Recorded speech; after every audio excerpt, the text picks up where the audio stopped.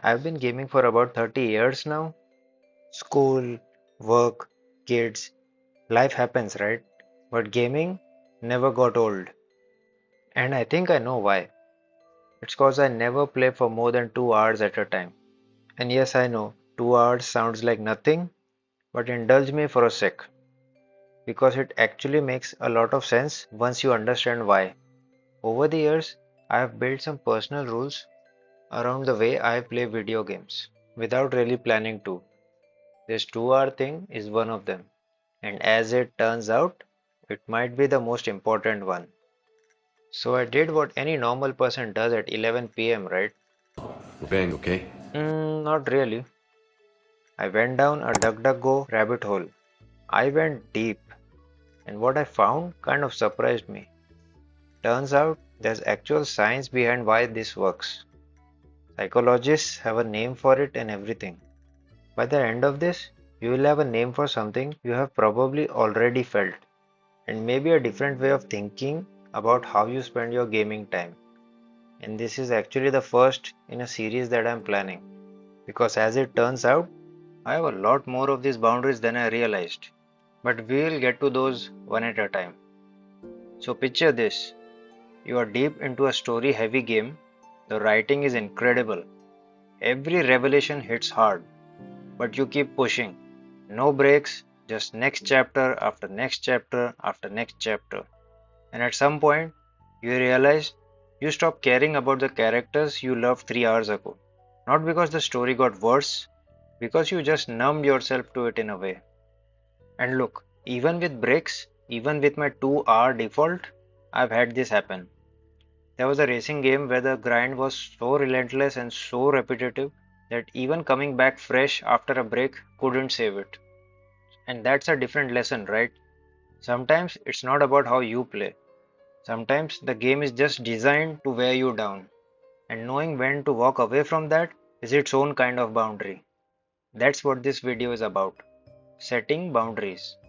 I'll let you guess the racing game in the comments. So, coming back to the science, there's actually a name for this, hedonic adaptation. So, here's the basic idea, humans always find a way to return to the same baseline of happiness, no matter what happens, good or bad. I mean, think about it. You buy a new car, first week you're obsessed with it, you park it carefully, you wipe the fingerprints off the dashboard. 6 months later, it's just your car. You stop noticing it. Even relationships, right? The early days of a new relationship feel electric. And then life happens. It stabilizes.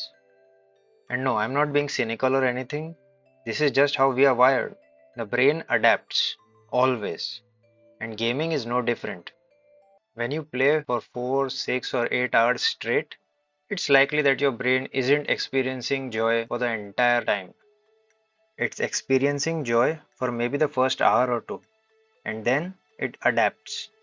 And the rest of it is just momentum, habit, inertia. You are still playing, but you stopped feeling it a while ago.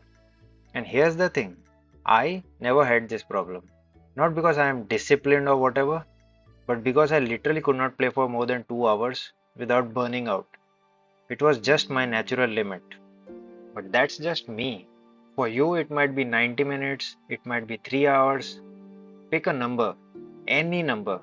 Just make sure you stop. The break was resetting my brain every single time. And there's actually a study that proves this.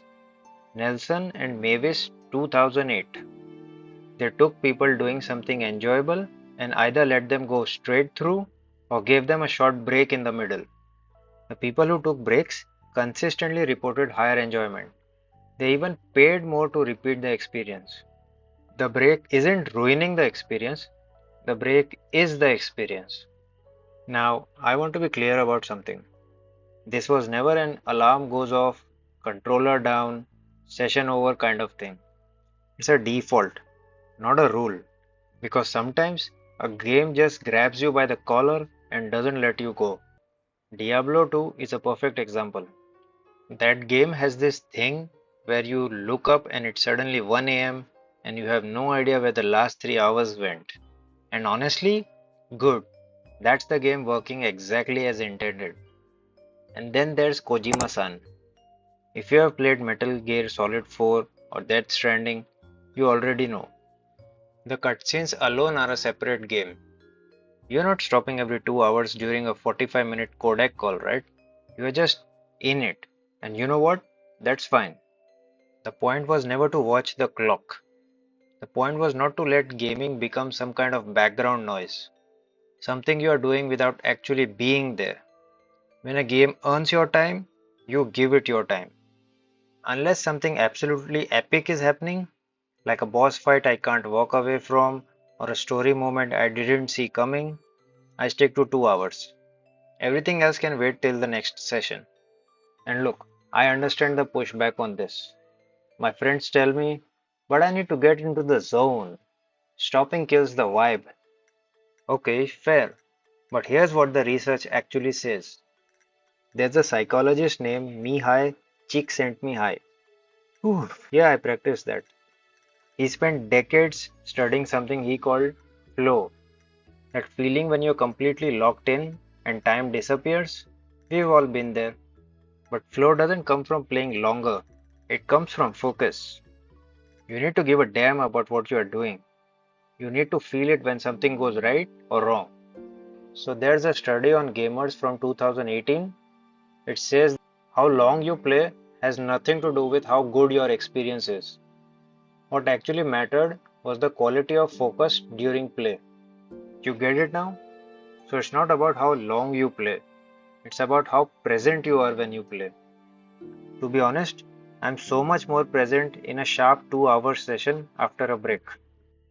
There's a psychologist at Columbia University, Patricia Stokes, who spent years studying what actually drives creative breakthroughs. And she focused on people like Claude Monet. And her answer was pretty simple. She wrote a whole book about it: Creativity from Constraints. But the core idea is this: it wasn't freedom that drove breakthroughs, it was limits that they set for themselves. Monet painted the same pond for years. That's it, same pond. And his water lilies, probably the most recognizable paintings ever made, came out of that. The limitation didn't hold him back, it's literally what got him there. Now, I'm not saying loading up Elden Ring for 2 hours will make you Monet, but the principle holds.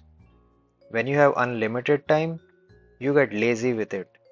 When you have a defined window, you show up differently. You are more deliberate, more focused. You make better choices about what to play and how to play it. Setting boundaries makes you take it seriously. And the point wasn't the constraint that Monet worked with. The point was that he had one. Anyone. That was enough.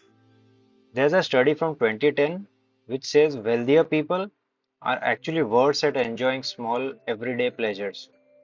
You must have heard of the paradox: the more you have, the less you have, right? Having everything available all the time makes things less enjoyable over time. That's not a criticism, that's just how the brain works. Having everything available all the time kind of wires your brain to take things for granted, right? I'm not saying deprive yourself. I'm just saying if you already have natural limits because of work or life or whatever, don't fight them. They might actually be working in your favor. Just think about it. I think about this with gaming constantly. Imagine there's two guys, right? One has 800 games on Steam and plays whenever they want. Then there's this other guy who just has a 2 or 3 hour window and they look forward to it all day. Who do you think enjoys it more? Frankly, I believe it's the second guy. Like after I became a dad and my gaming window shrank to pretty much 9 to 11 p.m.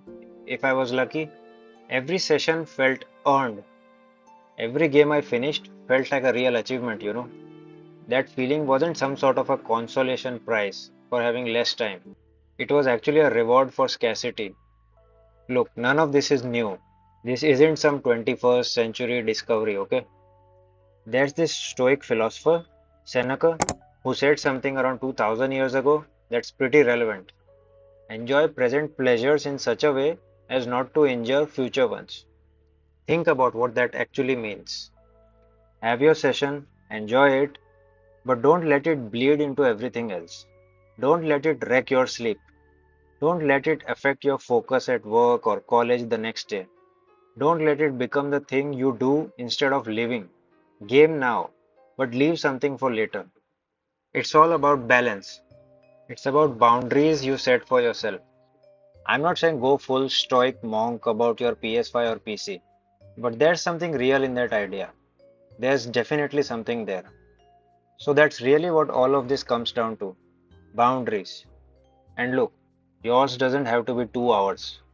It could be 1 hour, could be weekends only, could be finishing one game before you start another.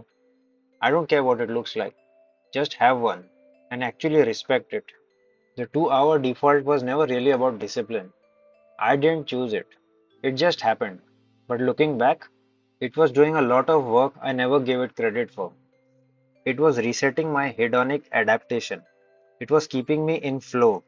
It was making every session feel like something I earned rather than something I consumed. And if you're someone who plays for hours and hours and still walks away feeling kinda empty, maybe it's not the game. Maybe it's just your brain telling you that it needs a break to remember why it still loves gaming. Less is more. Remember that. In the next video, I'll talk about some other boundaries that I've set for myself. Do you have a natural limit? Or are you someone who can go for hours and hours? Let me know in the comments.